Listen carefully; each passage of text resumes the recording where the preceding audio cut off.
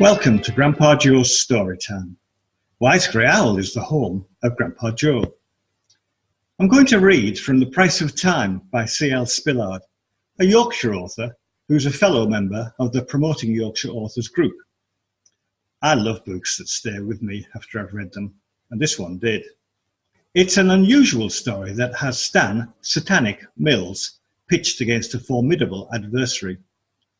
The story's a little offbeat, but hits many a nerve in our current crazy society, including the financial industry, climate change, food, and much, much more. The writing style is very literary, quite cerebral, but easy to read despite all of this.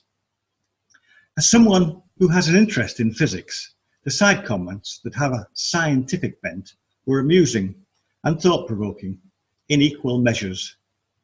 Good read, finished in a flash. Here's a piece of the first chapter, The Latest Apple.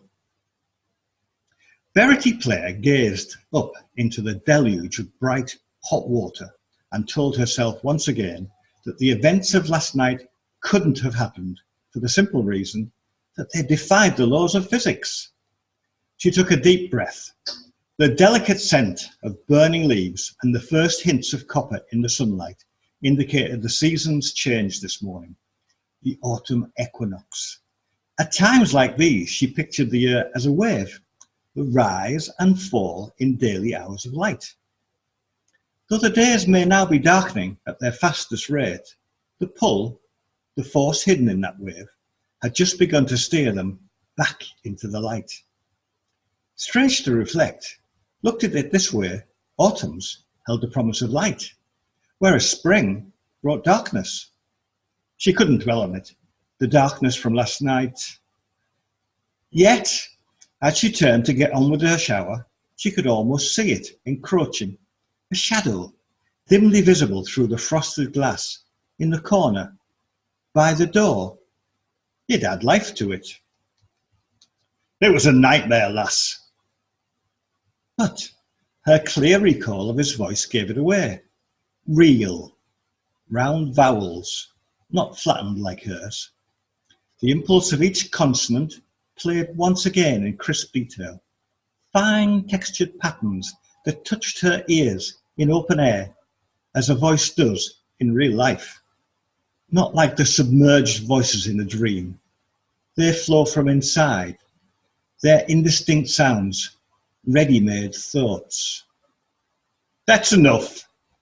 She gripped the tap, cut off the water and put her mind to the day ahead. Perfect weather for delivering party leaflets, and later, once the sun had sent away the morning dew, picking the first apples.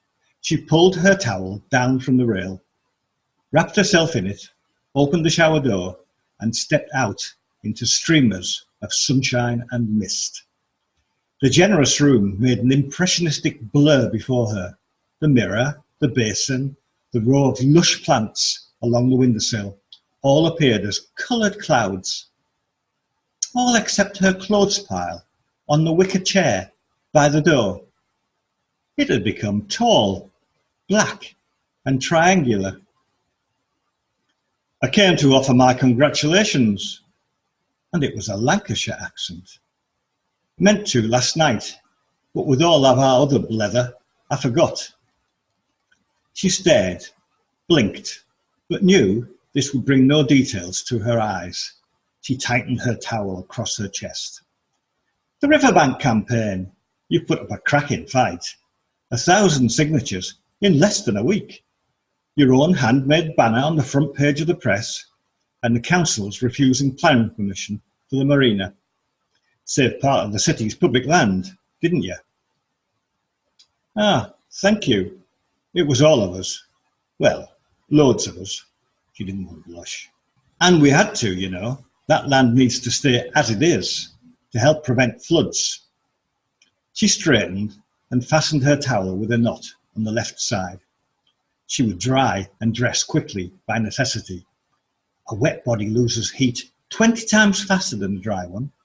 You can get hypothermia in weather as warm as 15 degrees. People did in the last floods. Everybody forgets that. If you're wet and hungry and your health's not brilliant, He must know, after all this time, know that she would fade so much faster than nearly anybody else. But she couldn't dry herself and stay decent. Couldn't shift the bugger off her clothes pile either. Drips from her hair began to fall on her cheeks. A loose strand caught in her lashes, and she blinked. It looked like a long prism of ice. You're shivering with cold rather than fear. And he blocked her way out. You disappoint me. Well, thanks for listening. And remember, if you liked the brief reading from The Price of Time, you can buy the book from Amazon. Find it on wisegrayowl.co.uk.